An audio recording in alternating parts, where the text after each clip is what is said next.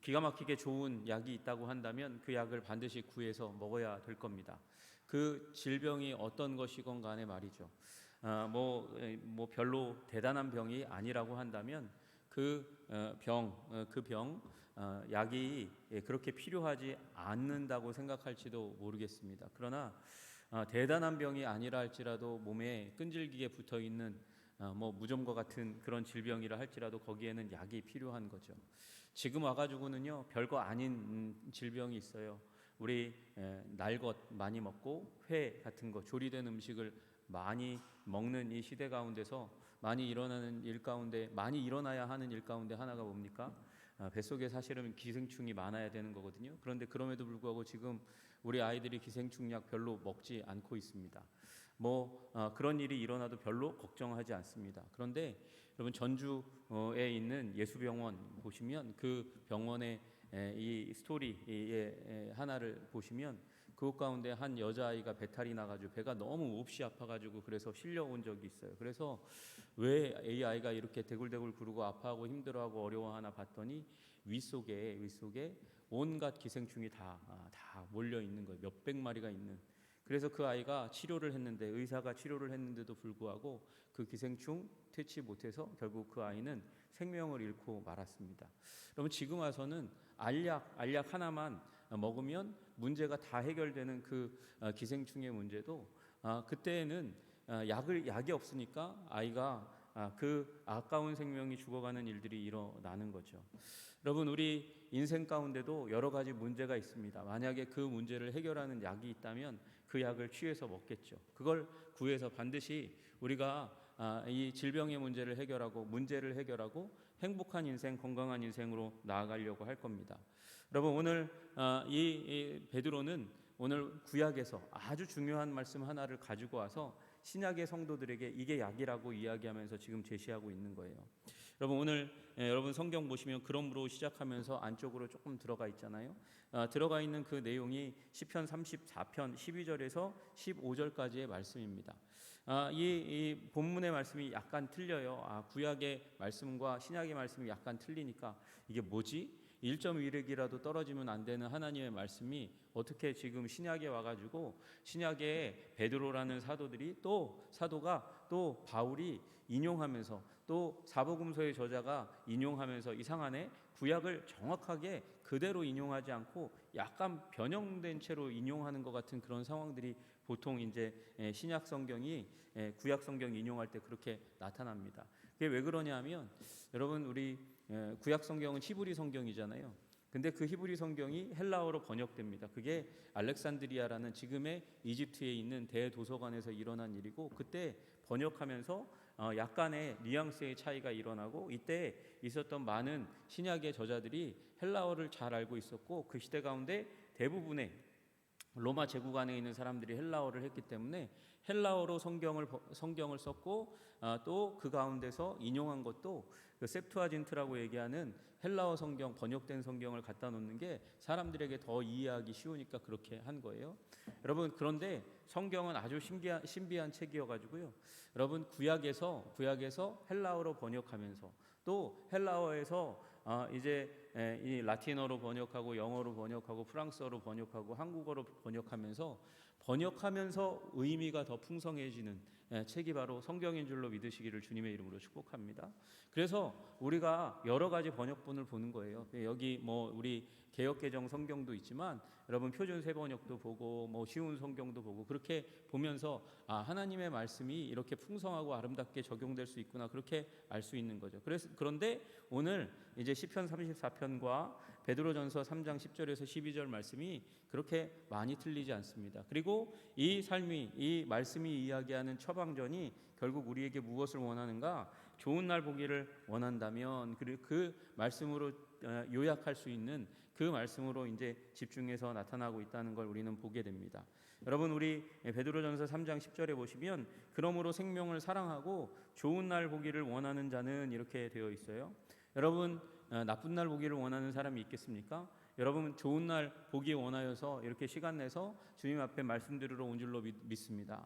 여러분, 그리고 오늘 이 하나님의 말씀을 적용해서 우리 좋은 날 보기를 원하는 여러분의 삶 가운데 좋은 날이 임하게 되기를 주님의 이름으로 축복합니다. 여러분, 그 앞에 생명을 사랑하고 라는 말씀이 있잖아요. 생명을 사랑하고, 그걸 NLT 성경으로 보니까 내가 인생을 즐기고 싶고 행복한 날을 보고 싶다면 이라고 얘기해요. 여러분, 여기 생명이라는 단어가 조에라는 단어고 영생이라는 단어라고 할 수 있는 단어거든요. 근데 그걸 NLT 버전의 성경은 뭐라고 얘기하냐면, 인생을 즐겁게 살고 싶으면, 그리고 행복한 날을 많이 보고 싶으면 이 이하의 말씀을 따라가라, 이렇게 얘기하는 거죠. 여러분, 여러분의 삶 가운데 즐거운 일이 많이 일어나시기를 주님의 이름으로 축복합니다. 행복한 날이 날마다 나타나고 많은 날이 행복한 날로 점철되기를 주님의 이름으로 축복합니다.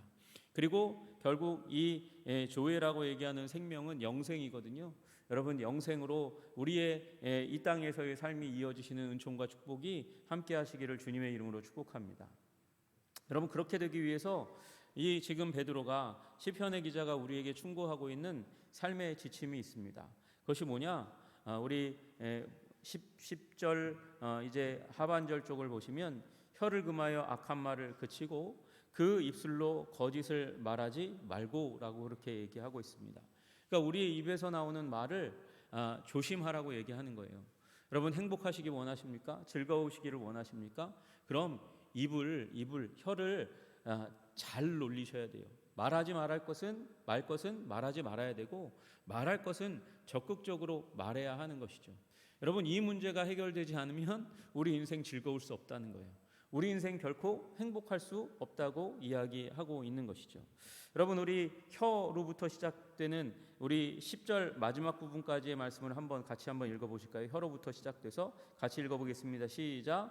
혀를 금하여 악한 말을 그치며 그 입술로 거짓을 말하지 말고.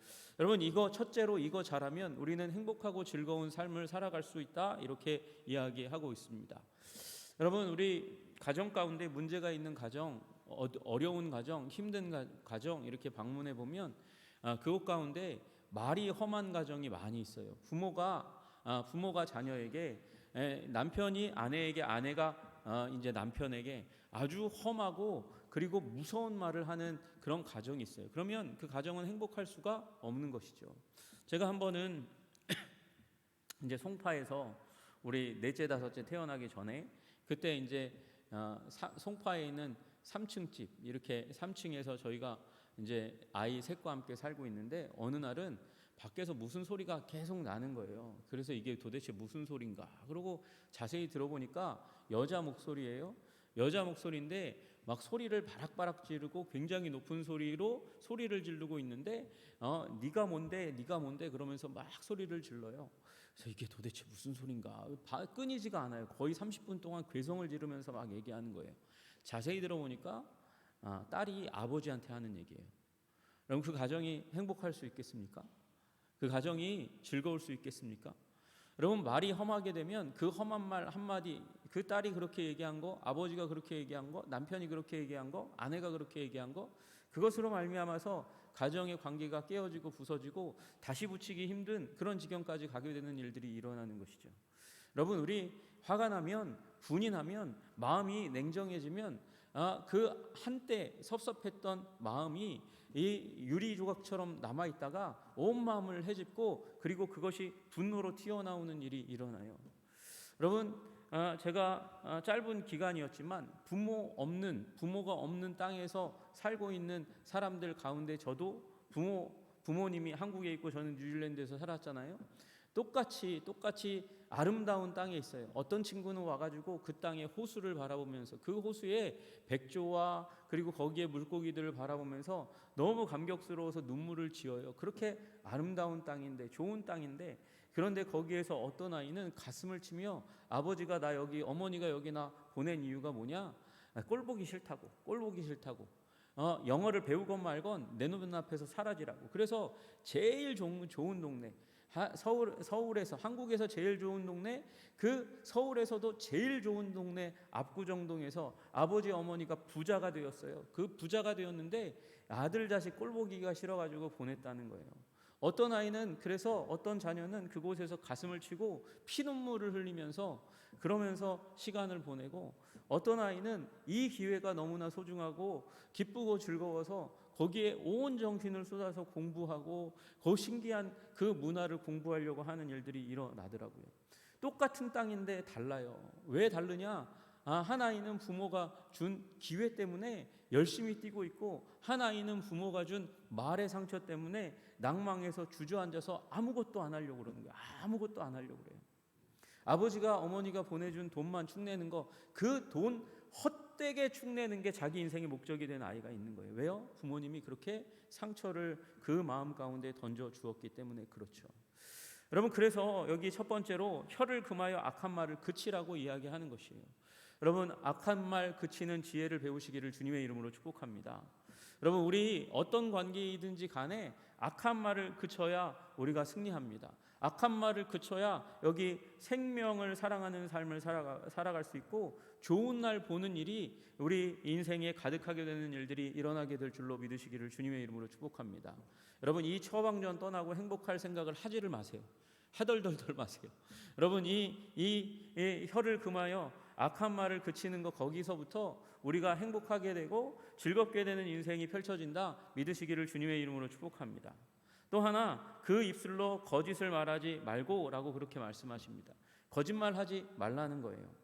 여러분, 우리 이 거짓으로 사람에게 상처 주는 사람들이 있어요. 원래 가치 있는 사람인데 불구하고 너는 가치 없어, 너는 무식해, 너는 더러워 라고 얘기해서 그 말로 상처를 주어서, 거짓 말로 상처를 주어서 그를 힘들게 하기도 하고, 또는 그를 꿰기 위해서, 그를 함정에 빠뜨리기 위해서 굉장히 좋은 입에 발린 말, 너무 좋은 말, 과도하게 좋은 말, 그가 자기 자신을 정확하게 보지 못하도록 만드는 꿰는 말로 그를 흔들고, 그래서 그 말에 사로잡혀가지고 그래서 정신없게 만들고, 그래서 자기 인생을 허비하게 만드는 일도 있잖아요. 그게 어디서 일어나는 일이에요? 그게 도박판에서 일어나는 일이잖아요. 도박판에서 그 자리에서 딸 수 있다고, 돈 벌 수 있다고, 너는 할 수 있다고 꿰어요. 그러다가 어느 순간 이 돈을 벌고 있는 나를 보다가 송두리째 잃고요, 그 다음에 또 벌 수 있다는 기대와 망상을 가지고 그 자리에 계속해서 돈을 집어넣다가 그 돈이 몇 천만 원이 되고 몇 억이 되고, 그래서 자신의 가산뿐만 아니라 아버지 어머니의 재산까지 다 말아먹고 인생을 끝장내는 자리 가운데 가는 일들이 있잖아요. 여러분, 여기 나와 있는 믿기라는 단어가 돌로스라는 단어예요. 히브리어로 헬라어로 돌로스라는 단어예요. 둘로스하고 비슷한 단어죠. 둘로스는 종이라는 단어예요. 돌로스는 여기 거짓말이라는 단어인데, 이 거짓말 안에 믿기의 의미가 담겨져 있어요. 여러분, 이 거짓말이라는 게 뭐냐? 미끼를 집어던져가지고 그 미끼를 확 물어가지고 그 사람이 멸망하도록 하는 말, 시간을 허송세월하게 만드는 말, 그게 미끼라는 거예요. 여러분, 그 미끼를 던지는 사람 나쁜 사람이라는 거예요. 여러분, 우리 칭찬하고 격려하지 말라는 말이 아니에요. 칭찬해야죠. 격려해야죠. 지금 잘하고 있는 것 더 잘할 수 있도록 해줘야죠. 그래서 칭찬하고 격려하는 말이 필요하죠. 그래서 하나님께 더 가까이 가도록 만드는 일이 필요하죠. 그런데 삶의 변화가 실제로 일어나지 않고, 예수님을 향한 삶의 변화가 일어나지 않고, 작은 것이라도 하나님께 교회에 드리는 그런 믿음의 모습이 보이지도 않는데 자꾸 칭찬하고 잘 될 거야 라고 얘기하는 거, 여러분, 그거 잘못된 거죠. 여러분, 우리는 딱 분기점이 있어요. 예수님을 구주요 주님으로 믿고 죄를 처리하기 전까지는 우리는 온갖 일을 다 해도, 노력을 다 해도 우리는 구원조차 받을 수 없는 존재가 되는 거예요. 여러분, 거기서 벗어나려면 우리 회개하고 예수님을 구주요 주님으로 믿고 진정 내가 얼마나 큰 죄인인가를 자각하고 깨닫고 그 죄로부터 나오기 위해서 몸부림치기 시작할 때, 그때야 비로소 생명의 접경으로 넘어가는 거거든요. 그리고 그때야 비로소 칭찬과 격려가 말이 우리의 삶의 스프링보드가 되는 거죠. 더 높이 뛸 수 있고 달려갈 수 있게 만드는 건데, 여러분, 근데 이 자기 자신의 죄와 문제도 깨닫지 못했는데, 그런데 잘하고 있다고 얘기하고 문제 없다고 얘기하고, 여러분, 그게 현대교회의 이 문제죠. 그래서 교회가 변화가 일어나지 않는 일들이 일어나는 거죠. 여러분, 그래서 얘기하고 있는 거예요. 그 입술로 거짓을 말하지 말아라. 미끼를 던지지 말아라. 그래서 저 사람이 그 미끼를 물고 허송세월하게 만들면 안 되는 거야. 그렇게 말씀하시는 거예요. 여러분, 반대로 얘기하면 여러분과 저도 마찬가지예요. 미끼를 누가 던지면 물면 안 돼요. 미끼를 누가 던지면 물면 안 된다고요. 그러면 우리가 허송세월하고 그리고 에너지를 소모하고 감정을 소모하는 일 가운데 가는 거죠. 여러분, 그 미끼가 뭐예요? 여러분들에게 마음에 시험 들게 하는 어떤 사람의 말이 내게 다가왔어요. 내 마음에 시험을 주는 말, 여러분, 그 말이 주어지면 여러분 반성하세요. 회개하세요. 반성하고 회개하셔야 돼요. 그 말이 하나님께서 저 하늘에 참새 한 마리도 땅에 그냥 떨어뜨리지 않는다고 한다면 그 입의 말이 내게 거저오지는 않았을 거예요. 여러분, 그러나 그것으로 말미암아 누군가를 미워하고 나 자신을 미워하고 하나님을 미워하고 교회로부터 멀어지게 한다면 그건 사단이 던지는 미끼일 수 있어요. 그럼 그걸 물지 말아야죠. 그걸 계속해서 내 마음에 묵상하면 안 되는 거예요. 여러분, 누군가가 나를 교만하게 만드는, 나를 어깨가 으쓱하게 만드는 말을 내게 주었다. 여러분, 그러면 그 말을 감사히 받았다가도 버릴 수 있는 여러분들 되시기를 주님의 이름으로 축복합니다. 여러분, 받을 말을 받아야 되고 버릴 말을 버려야 돼요. 미끼를 물면 우리는 잡혀 죽는 거죠. 누구에게? 사단에게. 여러분, 그러니까 이 말씀의 진리를 잘 깨달아 아시기를 주님의 이름으로 축복합니다. 여러분, 혀를 금하여 악한 말을 그치고 그 입술로 거짓을 말하지 말라. 미끼를 던지지 말아라. 미끼를 또한 여러분 그것을 확 물고 그것에 물려 있어서 계속 여러분의 마음과 생각이 끌려다니지 않도록 해야 한다는 거예요. 나 무가치한 사람이야. 나는 너무 잘났나 봐. 이런 교만에도 열등감에도 빠지도록 만드는 그 말이 미끼인 것이죠. 그것에 빠지면 우리 공동체가 무너지고 깨어지기 시작한다고 말씀하시는 거예요. 여러분, 그 다음에 넘어가가지고요 말씀하세요. 악에서 떠나 선을 행하라. 그렇게 말씀하세요. 여러분, 그렇죠. 말만 가득한 공동체, 말만 잘하는 사람은 문제가 있는 사람이에요. 행동도 변해야 되죠. 언행이 같이 가야 되는 거죠. 행동이 변해야 돼요. 근데 행동을 어떻게 하라고 하냐면 악에서 떠나서 선을 행하라 이렇게 말씀하고 계세요. 악에서 떠나라, 선을 행하라. 너무나 당연한 말이죠. 여러분, 그러면 여기서 말하는 악은 무엇이냐? 악은 무엇이냐? 카고스라고 얘기하는 이 헬라어는 이 열등하다는 거예요. 우등한 것에 비해서 열등한 것이죠. 여러분, 어떤 잘된 것, 변변한 것에 비해서 변변하지 않은 걸 카고스, 악이라고 이야기하는 거예요. 능력 있는 것에 비해서 능력이 좀 떨어지는 무능한 것을 카고스라고 이야기하고 악이라고 얘기하고, 쓸모 있는 것에 비해서 덜 쓸모 있는 것을 카고스, 악이라고 이야기해요. 그러면 여러분, 이 말씀이 어떻게 해석됩니까? 덜 능력 있는 거, 최고의 것보다는 조금 떨어지는 거, 그런 걸 드리지 말고 그걸 떠나서 선을 행하라. 조금이라도 더 능력 있는 것을 드리려고 하고 조금이라도 더 완성도 있는 것을 드리려고 해야 된다. 그렇게 말씀하시는 것이죠. 여러분, 최선의 적이 뭘까요? 우리가 최선의 삶을 살기를 원해요. 최선의 공동체가 되기를 원해요. 최선의 가정이 되기를 원해요. 그 최선의 적은요, 최악이 아니라 차악이에요. 차악. 그거보다 조금 더 모자른데, 하나님께 부족한데, 우리 공동체에 부족한데 이 정도면 됐지, 그러고 만족하고 그걸 선택하는, 계속 그걸 선택하는 거예요. 그러면 최선을 하나님께, 가장 좋은 것을 하나님께 드리지 못하는 거죠. 최선의 것을 배우자에게 주지 못하고 나의 사랑하는 이웃에게 주지 못하고 교회에 선물로 주지 못하는 거예요. 그래서 항상 열등한 것만 드리는 거죠. 문제 있는 것만 드리는 거예요. 최고의 것을 드리지 못하는 거예요. 여러분, 최고의 적은 뭐라고요? 차선이라고요. 차선은 차악이라고요. 여러분, 그래서 여러분, 이 말은 여러분에게 항상 완성도 있게 완벽주의자처럼 최고의 것만 하나님께 드려야 되고 이웃에게만 드려야 된다, 이렇게 얘기하는 게 아니라 점점 더 나은 것을 공동체에 드리고 하나님께 드리려고 애쓰고 힘써야 된다고 말씀하시는 거예요. 여러분, 오늘 내가 하나님께 드렸어요. 하나님께 드린 거가 있는데 그거 여러분 이미 드린 거 부분, 그 부분으로 가슴 아파하지 마세요. 그러나 여러분, 오늘 드린 것보다 내일 더 좋은 것으로 드리려고 하는 마음, 더 열심을 가지는 마음을 가지고 있을 때 우리는 악에서 떠나 선을 행하는 일들이 일어나는 거죠. 여러분, 오히려 섬겼는데 주었는데 여러분, 우리가 세심하게 배려하지 않아서 오히려 욕먹는 일들이 일어날 수 있잖아요. 자기 집에 먹을 거 있는데 좋은 건데 그걸 세심하게 살피지 않고 우리 사랑하는 지체에게 줬어요. 받았어요. 감사하다고 좋다고 그러고 받았어요. 고급 제품이라고 받았어요. 그래서 집에 가서 잘 봤더니 유통기한이 지났어. 여러분, 그러면 마음이 상하잖아요. 내가 지금 유통기한 지난 걸 이걸 줬네? 준다고 줬는데 이걸 이렇게 준 게 나를 지금 잔반 처리하는 건가? 여러분, 그런 마음이 상하는 일들이 일어나잖아요. 그러니까 주려면 여러분, 우리 한 번 주더라도 최고의 것을 주려고, 문제가 되지 않는 것을 주려고 힘쓰고 애써야 되는 거죠. 여러분, 그게 만약에 한 번이면 그럴 수 있겠지 그러고 넘어가지만, 그게 두 번이 되고 세 번이 되고 네 번이 되면 어떻게 해야 되겠어요? 정말 이 사람은 나를 싫어하는구나 이렇게 여기고, 나를 무시하는구나 그렇게 여기고 가까이 가지 않는 일들이 일어나지 않겠습니까?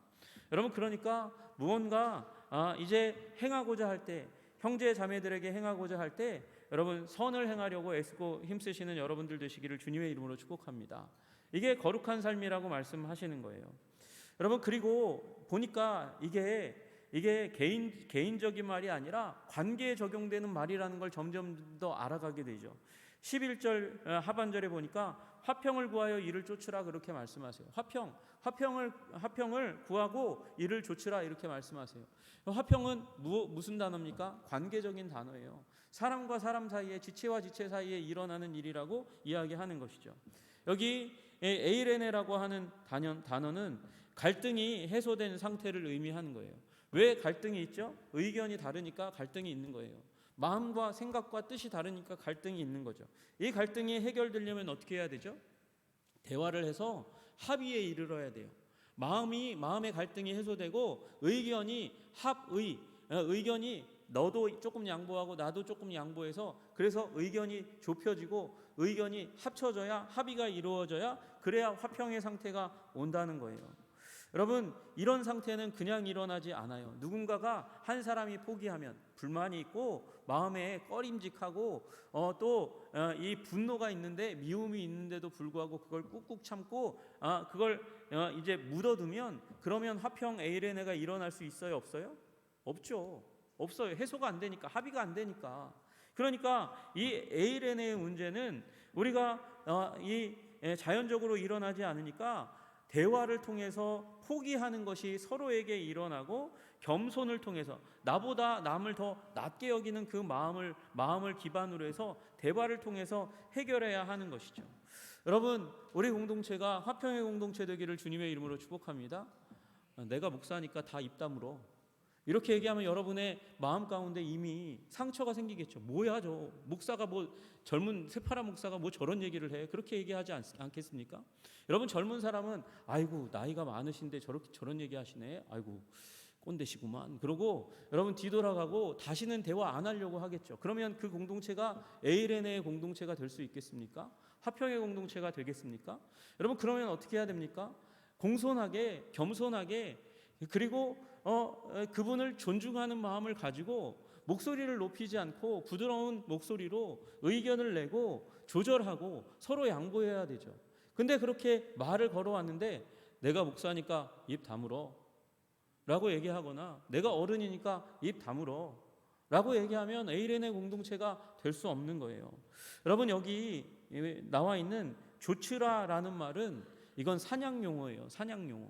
사냥 용어는 사냥물을 잡기까지는 계속해서 쫓아다녀야 되는 거죠. 그러니까 에이레네를 추구하고 그것이 잡힐 때까지 계속해서 사냥하라는 거예요. 그 과정 가운데 계속 있어야 된다는 거예요. 여러분, 이거는 포기될 수 없는 것이고, 포기하는 순간 우리의 사랑이 깨어지는 일이 일어나는 거예요. 여러분, 사랑은 둘 간의 관계인 거죠. 관계. 그 관계 가운데서 한 사람이 계속해서 손해를 보면 결국 그 관계는 깨어질 수밖에 없어요. 깨어질 수밖에 없다니까요. 일방적으로 누구는 베풀기만 하고 누구는 받기만 하면 그 관계 가운데 결국 균열이 가기 시작하고 깨지는 일이 일어날 수밖에 없는 것이죠. 여러분, 우리 공동체가 화평을 구하여 화평을 쫓는 공동체 되시기를 주님의 이름으로 축복합니다. 여러분, 그래서 대화해야 돼요. 대화할 때 군림하지 말아야 돼요. 윽박지르면 안 돼요. 이야기하고요, 조용히 하고요, 그리고 사랑의 말을 하고요, 격려의 말을 하고요. 그리고 이 말은요, 한 번에 해결되지 않는다는 걸 의미하는 거예요. 화합을, 뜻을 맞췄어요. 뜻을 맞췄는데 그런데도 불구하고 무슨 일이 일어나는지 아세요? A는 이 합의된 내용을 까맣게 잊어버려요. B는 너무나 명확하게 이해해요. 이게 과정이라는 거예요. 그러면 또 한 번 얘기해야 돼요. 아니, 목사님 그때 얘기해놓고 그렇게 얘기하시면 어떡해요? 라고 얘기하면 화평이 깨지는 거예요. 거기에 목사님 그렇게 얘기했었어요. 우리 한 번 더 얘기하고 한 번 더 얘기하고 한 번 더 얘기하는 거예요. 여러분, 그 과정이 에이레네의 과정이에요. 그게 화평을 추구하는 과정이에요. 그 과정을 쫓아가다 보면 나도 맞춰지고 내가 중요하게 생각하지 않았던 가치가 중요한 가치로 떠오르게 되고, 그가 중요하게 생각했던 가치가 교회 안에 자리 잡게 되어서 그래서 화평의 공동체가 되는 일들이 일어나는 거죠. 여러분, 이런 공동체가 이루어지는 건 결코 쉬운 일이 아니고요, 굉장히 거추장스러운 일이 될지도 모르겠어요. 그러나 그렇게 할 때에 우리 교회 안에 소외되는 사람이 없어지겠죠. 무시되는 사람이 없어지겠죠. 귀하고 아름다운 의견이 자리 잡게 되는 일들이 일어나겠죠. 여러분, 저는요, 우리 아이들 보면서 키워가면서 그런 생각을 해요. 어떤 아이는 케찹을 싫어하고 어떤 아이는 케찹을 엄청 좋아해요. 어떤 아이는 돈가스에 소스를 좋아하고 어떤 아이는 엄청 안 좋아해요. 그런데 돈가스 해주면서 거기 위에다가 돈가스 소스를 다 뿌려가지고 모든 아이에게 주면 어떤 아이는 심지어 안 먹으려고 그런단 말이에요. 아빠가 해줬으니까 먹어. 그러면 아이의 마음 가운데 아빠는 나를 사랑하지 않나 봐. 왜? 나를 잘 모르니까. 내 식성을 잘 몰라. 오빠의 식성에 맞춰주고 형의 식성에 맞춰주고 동생의 식성에는 맞춰주고 나의 식성에는 안 맞춰줘. 나 사랑 안 하나 봐. 여러분, 그게 교회에서 일어나는 실제적인 일이잖아요. 여러분, 누가 무시하고 싶겠어요? 누가 냉대하고 싶겠어요? 모든 사람에게 맞출 수 없으니까. 그러나 여러분, 그 가운데서 에이레네를 추구하는 일은 우리가 해야 한다는 것이죠. 여러분, 에이레네를 추구하는 우리 공동체 되기를 주님의 이름으로 축복합니다.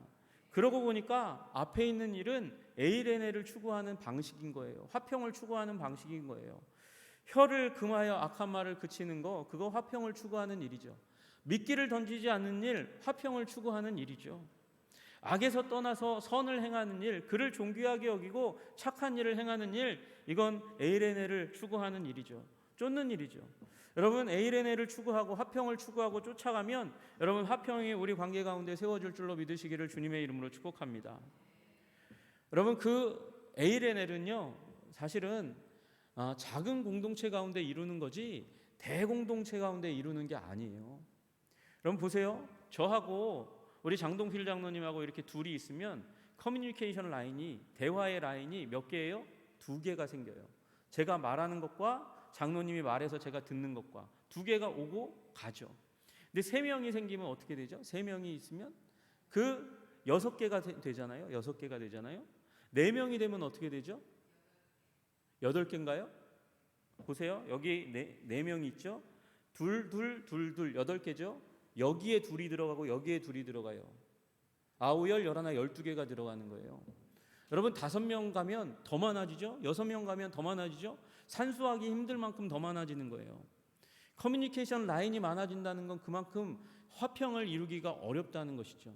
여러분, 그러면 100명이 화평을 이룰 수 있을까요? 쉽지 않은 일이에요.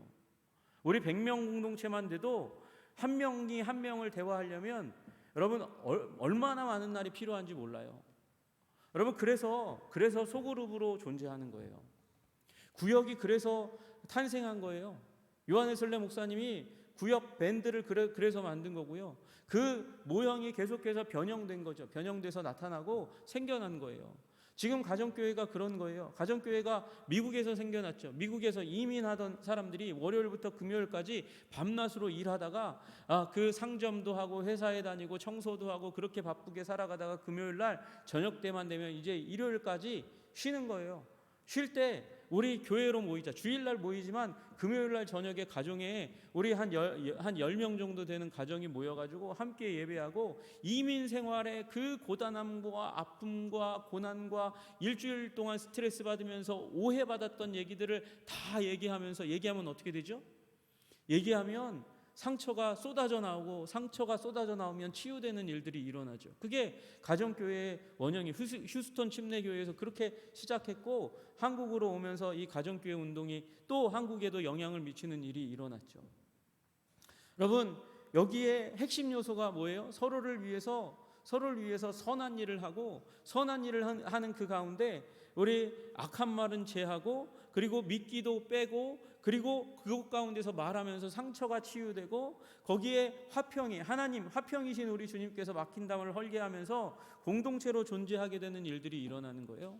여러분, 그래서 많은 사람이 커뮤니케이션 하는 거, 그건 어떻게 보면 신기루고 환상 같은 거예요. 그래서 여러분, 소그룹으로 존재하면서, 그래서 가정교회로 우리가 존재하는 거예요. 가정교회로 존재하면서 우리가 서로의 삶 가운데 있는 고민과 아픔을 내보이고 그리고 그 고민과 아픔을 서로 축복하고 기도하면서 치유하고 회복되는 일들이 일어나기를 원하는 것이죠. 여러분, 그것 가운데 나아가시기를 주님의 이름으로 축복합니다. 문제는요, 그럼에도 불구하고 이런 지침이 있음에도 불구하고 성령 충만한 오순절 은혜를 경험한 초대교회임에도 불구하고 그 초대교회의 영향력 가운데서 계속해서 생육하고 번성하여 그래서 예수 그리스도께 굉장히 가까웠던 교회임에도 불구하고 거기에 누가 있었느냐? 의인도 있었지만 악인도 있었다고 말씀하고 계신 거예요. 여러분, 그래서 12절 상반절에 보면 눈은 의인을 향하시고 귀는 의인의 간구에 기울이시되, 여러분, 하나님이 불꽃 같은 눈동자로 지키시고 그리고 그의 신음과 기도를 들어주셔가지고 그래서 기도에 응답하시고 문제를 해결해 주시는 일이 일어날 거야 라고 말씀하시는 반면에, 그러니까 소그룹 안에 이런 일들이 일어난다는 거예요. 기도가 응답되고 하나님이 함께 하시는 것을 알고 깨닫고 느끼고 경험하는 일들이 일어난다고 얘기하는 거죠. 그러나 동시에 반면에 12절 하반절에 보면 주의 얼굴은 악행하는 자들을 대하시느니라. 이거 좋은 말씀 아닌가? 주의 얼굴이 악행하는 자들에게도 대한데 그들에게도 은혜를 베푸시는 거 아닌가? 그런 의미가 아닐까? 여러분, 우리 시편 34편 15절 가면 그것의 부가적인 의미를 그렇게 써놨어요. 여호와의 얼굴은 악을 행하는 자를 향하사 그들의 자취를 땅에서 끊으려 하시는도다. 악인에게 그 얼굴을 비추셔가지고요, 그래서 악인을 이 땅에서 그 자취조차도 존재뿐만 아니라 그 존재가 걸어왔던 그 자국조차도 다 없애버리기를 하나님께서 의도하시고 계신다고 말씀하시는 거예요. 여러분, 이 하나님의 말씀과 지침 가운데서도 악인은 있고 교회 안에도 악인은 있을 수 있습니다. 여러분, 그러나 그 악인이 있다고 여러분 낭망하지 마십시오. 그 문제는 하나님이 해결하실 거예요. 우리는 다만 우리의 사역을, 우리의 일을 하면 돼요. 하나님이 말씀하신 대로 하면 됩니다. 여러분, 혀를 금하고 악한 말을 그치시는 여러분들 되시기를 주님의 이름으로 축복합니다. 여러분, 입술로 미끼 던지지 마세요. 남들을 현혹하고 내 인기를 위해서 하나님의 질서를 흐트리는 말 하지 마시기를 주님의 이름으로 축복합니다. 악에서 떠나시기를 주님의 이름으로 축복합니다. 선한 행동을 하시는 여러분들 되시기를 주님의 이름으로 축복합니다. 그래서 우리 한성 공동체가 그리고 각각의 가정교회가 우리 모이기를 힘써서 화평이 꽃피우는 그런 공동체 되시기를 주님의 이름으로 축복합니다.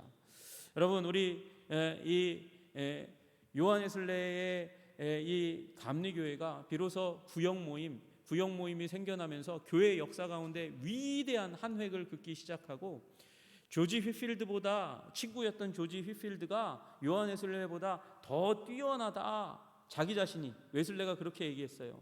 휘필드가 설교자로서는 더 뛰어나다. 어마어마하게 뛰어난 사람이 휘필드다 그렇게 얘기했어요. 그러나 휘필드는요, 그 영향력이 설교자 이상으로 성장하지 못했어요. 교단도 교파도 교회도 남기지 못했어요. 그러나 요한 웨슬레는 설교자로서는 휘필드보다 못했을지 몰라도 그는 어마어마한 지금까지 교단을 남기고 있습니다. 그게 감리교고요. 감리교에서 한 브랜치로 튀어져 나온 게 성결교회예요. 그 브랜치로 나온 게 CNMA라는 또 공동체가 있어요. 여러분, 그와 같이 그가 강력한 교회 운동을 지금까지도 남겨놓고 있고 지금도 사라지지 않아요. 왜 그럴까요? 소그룹의 능력이에요. 구역의 능력이라고 얘기할 수 있고요. 여러분, 가정교회의 능력이라고 이야기할 수 있는 거예요. 여러분, 2024년에 가정교회의 능력이 살아나는 일이 일어나기를 주님의 이름으로 축복합니다. 물론 한순간에 안 돼요. 될 리가 있나요? 여러분, 그거 어려운 일이에요. 그러나 여러분, 우리가 마음을 쏟고 그리고 이 말씀을 따라서 우리가 적용하기 시작한다면 분명히 하나님께서 우리에게 생명을 사랑하고 좋은 날 보기를 원하시는 주님께서 그날을 허락해 주실 줄로 믿으시기를 주님의 이름으로 축복합니다. 여러분, 우리 성경적인 복은 물질적인 복이 아닙니다. 물질적인 건 부수적이고 그리고 진짜를 돕는 어시스트, 도움에 불과한 것이죠. 마찬가지예요. 신체적인 것도 복의 본질이 아닙니다. 여러분, 우리의 육체는 죽을 거예요. 멸할 거예요. 사라질 거예요. 여러분, 그러나 우리에게 진정으로 하나님께서 주시기 원하는 복은 영적인 복이죠. 우리 그걸 잘 아는 사람이에요. 영적인 복이죠. 그리고 영적인 복이라는 것은 다른 말로 하면 관계적인 복인 것입니다. 여러분, 관계가 이 땅 가운데 중요합니다. 여러분, 우리가 진짜 영적으로 살아간다는 것은 하나님과의 관계를 잘 지킨다는 것을 의미하는 것이고, 그리고 하나님께서 우리에게 주신 관계를 잘 지켜나간다는 것을 의미하는 것이죠. 여러분, 관계의 사람, 영적인 사람 되시기를 주님의 이름으로 축복합니다. 여러분, 관계에 벽돌을 잘 쌓아서 아름다운 에이렌의 건축물을 이루어서 하나님께 영광이 되는 인생 사시기를 주님의 이름으로 축복합니다. 기도하겠습니다. 하나님 아버지, 즐겁고 행복한 삶을 살려면, 좋은 날 보기를 원한다면 주님, 우리 혀를 금하고 악한 말을 그치고 그리고 입술로 거짓을 믿기를 말하지 않는 자들 되게 하여 주시옵소서. 악에서 떠나 선을 행하고 화평을 추구하는 자들 되게 하심으로 말미암아 하나님께서 이 땅 가운데 우리의 날을 아름답게 하시고 생명이 넘치게 하시고 즐겁게 하시고 장구하게 하여 주시기를 간절히 소원합니다. 주님, 도와주시옵소서. 주님, 우리를 풍성하게 하시는 우리 주님을 바라보며 또 2024년 우리 교회의 가정교회가 하나님 힘있게 아름답게 견고하게 에이레네를 추구할 수 있도록 주님 도와주옵소서. 예수님 이름 받들어 기도드리옵나이다. 아멘.